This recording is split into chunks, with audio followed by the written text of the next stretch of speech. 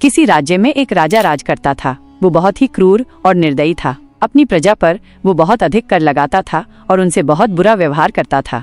राज्य में गरीबी और भुखमरी फैली हुई थी। एक दिन राजा अपने घोड़े पर सवार होकर राज्य का भ्रमण कर रहा था। उसने देखा कि एक गरीब किसान खेत में काम कर रहा है। राजा ने किसान को बुलाया और उससे पूछा, तुम क्या कर रहे हो? किसान ने उत्तर दिया, मैं अपने परिवार के लिए भोजन जुटा रहा हूँ।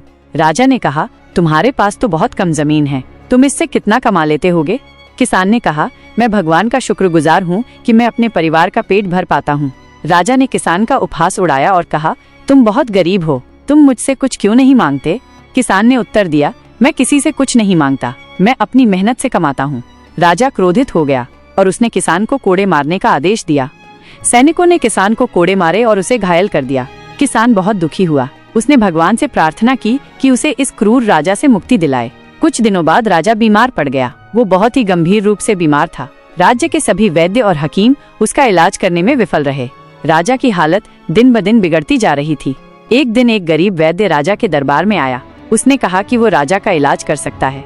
राजा के पास कोई और चारा नहीं था। उसने वैद्य को अपना इलाज करने की अनुमति दे दी। वैद्य ने राजा को कुछ जड़ी बूटियां दी और कहा कि इससे राजा ठीक हो जाएगा। राजा ने वैद्य की बात मानी और जड़ी बूटियों का सेवन किया। कुछ ही दिनों में राजा ठीक हो गया। राजा बहुत खुश हुआ। उसने वैद्य को बहुत सारे धन और उपहार दिए। राजा ने वैद्य से कहा, तुमने मेरी जान बचाई है, मैं तुम्हारा बहुत आभारी हूँ। वैद्य ने उत्तर दिया, महाराज, मैं तो बस एक गरीब वैद्य हूँ, मैंने तो अपना काम किया है।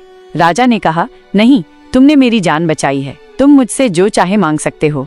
वैद्य ने कहा, महाराज, मुझे कुछ नहीं चाहिए, मैं तो बस इतना चाहता हूँ कि आप अपनी प्रजा पर कर कम करें और उनसे अच्छा व्यवहार करें।